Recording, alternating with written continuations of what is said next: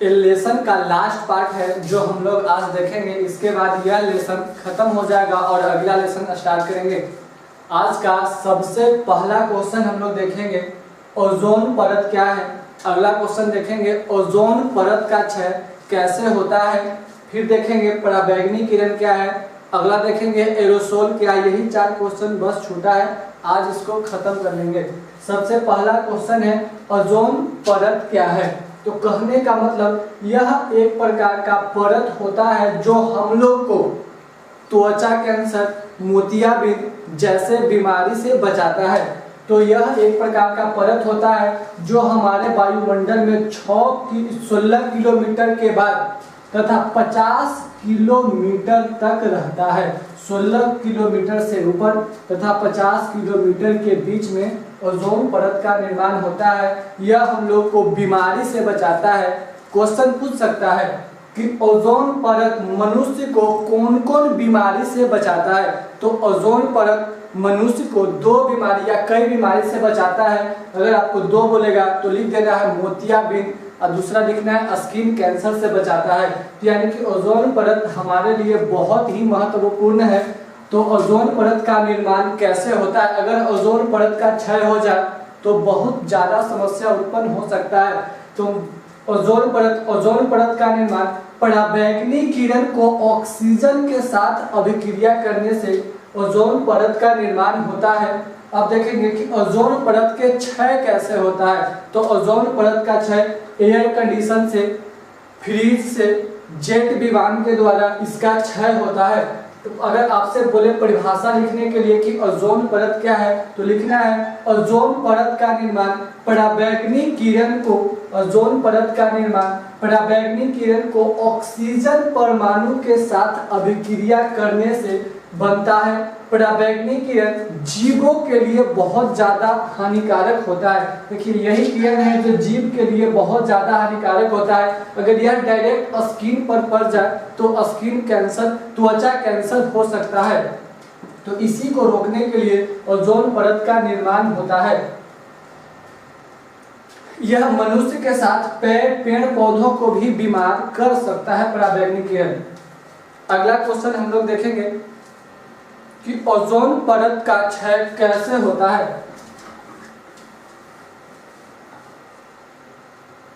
Question है ozone परत का क्षय कैसे होता है। तो ओजोन परत का क्षय सबसे पहला कारण एयर कंडीशन यानी कि एसी चलाने से होता है। एसी से जो गैस निकलता है उससे होता है। दूसरा रेफ्रिजरेटर यानी कि फ्रीज चलाने से होता है। तीसरा जेट इंजन से होता है। आदि से होता है, आदि मतलब खाने वाला नहीं, इत्यादि।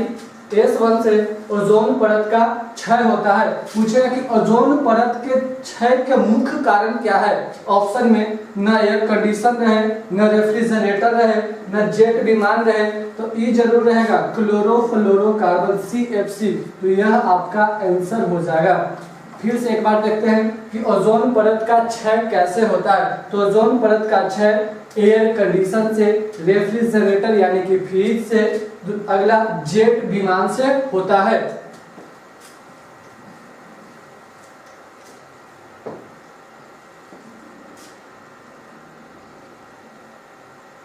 अगला क्वेश्चन है एरोसोल क्या है। अगला क्वेश्चन है एरोसोल क्या है। तो जो फुहारे या झाग के रूप में निकलता है, कोई वैसा चीज जो फुहारे या झाग के रूप में निकले, जैसे झागदार शेविंग क्रीम, जो दाढ़ी बनाने वाला क्रीम होता है उसे एरोसोल कहा जाता है। कीटनाशी को भी एरोसोल कहा जाता है। तो आपसे पूछेगा कि निम्नलिखित में कौन एरोसोल कहा जाता है या निम्नलिखित में किसे एरोसोल कहा जाता है। ऑप्शन में रहे शेविंग क्रीम तो भी सही है, अगर कीटनाशक रहेगा तो ये भी सही है। कहने का मतलब दोनों में से कोई एक हो सकता है। चलिए ये लेसन आपका समाप्त हुआ और इसका ऑब्जेक्टिव हम लोग अच्छे तरह से दोबारा अभी तुरंत देख लेते हैं। चलिए जो 8वां लेसन था हमारा पर्यावरण, इसका सारा ऑब्जेक्टिव देखते हैं। तो सबसे पहला ऑब्जेक्टिव है किसी पारिस्थितिक तंत्र में, किस पारिस्थितिक तंत्र में ऊर्जा को ग्रहण करने वाला होता है? किस पारिस्थितिक तंत्र में कौन पारिस्थितिक तंत्र है जो ऊर्जा को सीधे ग्रहण करता है? तो ऑप्शन नंबर पहला है उत्पादक, दूसरा है उपभोक्ता,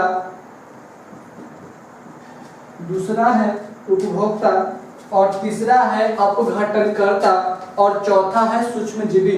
तो जो सीधे पारिस्थितिक तंत्र से ऊर्जा ग्रहण करता है वो आपका आंसर हो जाएगा उत्पादक। उपभोक्ता नहीं होगा, उपभोक्ता दूसरे पर निर्भर होता है, खाली उत्पादक ही ऐसा होता है जो सीधे ऊर्जा पारिस्थितिक तंत्र से ग्रहण करता है। और अब दूसरा नंबर क्वेश्चन देखते हैं। निम्नलिखित में, अगला क्वेश्चन है निम्नलिखित में कौन उत्पादक है? अगला क्वेश्चन है निम्नलिखित में कौन उत्पादक है? ऑप्शन नंबर पहला हो जाएगा सांप, दूसरा हो जाएगा मेढक, तीसरा हो जाएगा ग्रास हॉपर,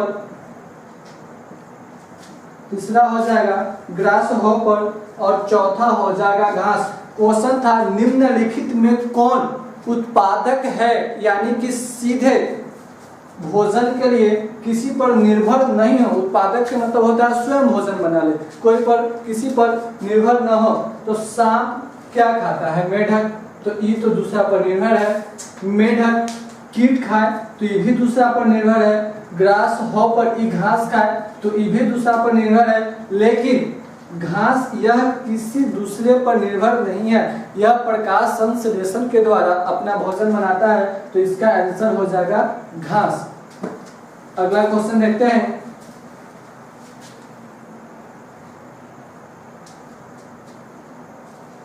अगला क्वेश्चन है निम्न में कौन एक आहार श्रृंखला बनाता है?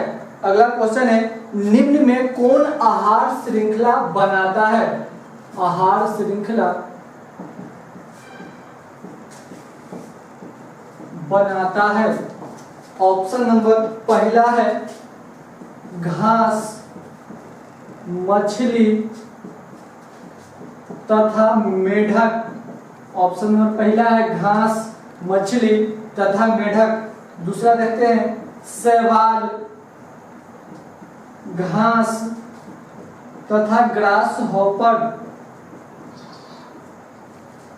तीसरा नंबर ऑब्जेक्टिव है, तीसरा नंबर ऑप्शन है घास, बकरी तथा मनुष्य। बताइए, सबसे क्वेश्चन था निम्नलिखित में कौन आहार श्रृंखला बनाता है? आहार का मतलब होता है भोजन और श्रृंखला का मतलब होता है चैन, यानी कि एक दूसरे से भोजन के लिए एक दूसरे से जुड़े हुए आहार श्रृंखला कहलाता है। यानी कि जो भोजन के लिए एक दूसरे से कनेक्ट है उसे आहार श्रृंखला कहते हैं। यानी कि घास को मछली खाएगा और मछली को मेढक खाए, यह पूरी तरह से गलत है। दूसरा नंबर ऑब्जेक्टिव देते हैं शैवाल को घास खाए, घास को ग्रास हॉपर खाए, ये भी पूरा तरह से गलत है। अगला नंबर देखते हैं घास को बकरी खाए, यहाँ तक ठीक है, और बकरी को मनुष्य खाए, यहाँ तक ठीक है। इसका मतलब ऑप्शन कौन हो जाएगा? तीसरा। अगला क्वेश्चन देखते हैं किसी पारिस्थितिक तंत्र में जैव घटक होता है? किसी पारिस्थितिक तंत्र में जैव घटक, यानी कि हम तुम बता चुके हैं कि जिसमें जीव हो जैव घटक कहलाता है। तो बताइए प्रकाश में होगा नहीं होगा? पहला नंबर ऑब्जेक्टिव गलत। पौधा में होगा लेकिन मिट्टी में नहीं होगा, दूसरा नंबर गलत। तीसरा ऑब्जेक्टिव देखते हैं हरे पौधे इसमें होगा, जल इसमें नहीं होगा, तीसरा भी गलत। चौथा देखते हैं पौधे, जानवर, मनुष्य, सूक्ष्म जीवी, यानी कि पौधा भी सजीव है, जानवर भी सजीव है, मनुष्य भी सजीव है और सूक्ष्म जीवी भी सजीव है। इसका मतलब ऑप्शन नंबर चौथा होगा। अगला क्वेश्चन है निम्नलिखित में कौन सा समूह जैव निम्नीकरण पदार्थ कहलाता है? निम्नलिखित में कौन सा समूह जैव निम्नीकरण पदार्थ कहलाता है?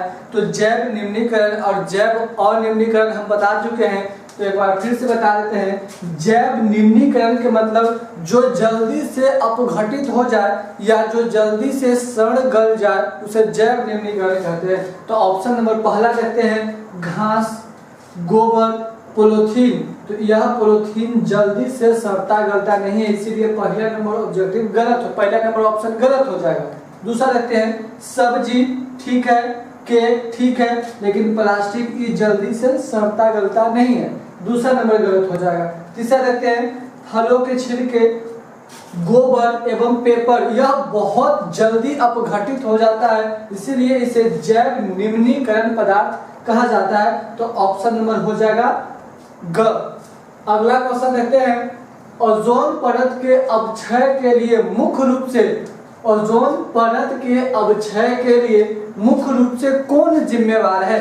फिर से क्वेश्चन देखते हैं, ओजोन परत के क्षय के लिए मुख्य रूप से कौन जिम्मेवार है? ऑप्शन नंबर पहला CO2, दूसरा NO2, तीसरा CFC, चौथा NO2। तो हम अभी पढ़ा चुके हैं कि ऑप्शन कौन होगा, क्लोरोफ्लोरोकार्बन यानी कि CFC। तो यह लेसन, चलिए आपका एक लेसन हमारा पर्यावरण जो 8वां लेसन था समाप्त हो चुका है। आज बायोलॉजी का पहला लेसन स्टार्ट करेंगे जिसे जैव प्रक्रम कहा जाता है। अगर पिछला लेसन में कोई क्वेश्चन या ऑब्जेक्टिव छूटा हो तो कमेंट में जरूर लिख दें। सबसे पहला क्वेश्चन है, जैव प्रक्रम क्या है? जीवों में होने वाले वह सभी प्रक्रिया जो जीव शरीर के अनुरक्षण का कार्य करता है जैव प्रक्रम कहलाता है। कहने का मतलब जीव शरीर के आधारभूत क्रिया जैसे पोषण, पाचन, श्वसन, उत्सर्जन, यह आधारभूत कहने का मतलब बेसिक जो बहुत ज्यादा जरूरी है, जो शरीर को चलाने के लिए, ऊर्जा देने के लिए काम करता है, उसे जैव प्रक्रम कहते हैं। जैसे फिर से देखते हैं, जीवों में होने वाले सभी प्रक्रिया जो जीव शरीर के अनुरक्षण का कार्य करता है। अनुरक्षण कहने का मतलब कि बेसिक आधारभूत क्रियाएं, बहुत जो जरूरी होता है, बेसिक चीज होता है जिसको बोलते हैं आधारभूत। कहने का मतलब पोषण, श्वसन, परिवहन, उत्सर्जन, जिसके बिना जीवन चलना संभव है उसे अनुरक्षण कहते हैं। कहने का मतलब फिर से एक बार देखते हैं, जैव प्रक्रम क्या है? जीवों में होने वाले वह सभी प्रक्रिया जो जीव शरीर के अनुरक्षण का कार्य करता है जैव प्रक्रम कहलाता है। ऑब्जेक्टिव में ऑप्शन में पोषण, श्वसन, परिवहन तथा उत्सर्जन। अगला क्वेश्चन देखते हैं कि पोषण क्या है? अगला क्वेश्चन है, पोषण क्या है?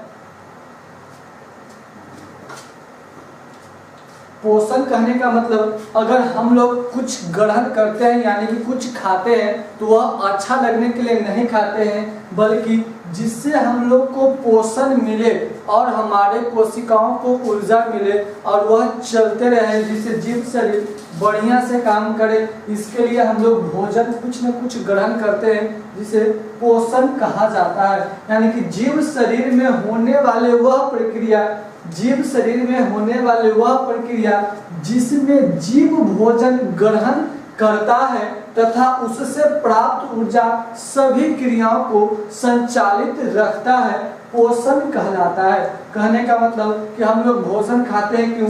क्योंकि हमको ऊर्जा मिले। और ऊर्जा काहे मिले? ऊर्जा क्यों चाहिए? क्योंकि हम लोग के शरीर में कोशिका है, उसको चलाने के लिए ऊर्जा चाहिए। तो अगर आपसे क्वेश्चन आ जाए लिखने के लिए कि पोषण क्या है, तो लोग सीधे लिखेंगे जीव शरीर में होने वाले प्रक्रिया, जीव शरीर में होने वाले वह प्रक्रिया जिसमें जीव भोजन ग्रहण करता है, जीव भोजन ग्रहण करता है तथा उससे प्राप्त ऊर्जा शरीर के सभी क्रियाओं का संचालन करता है, पोषण कहलाता है।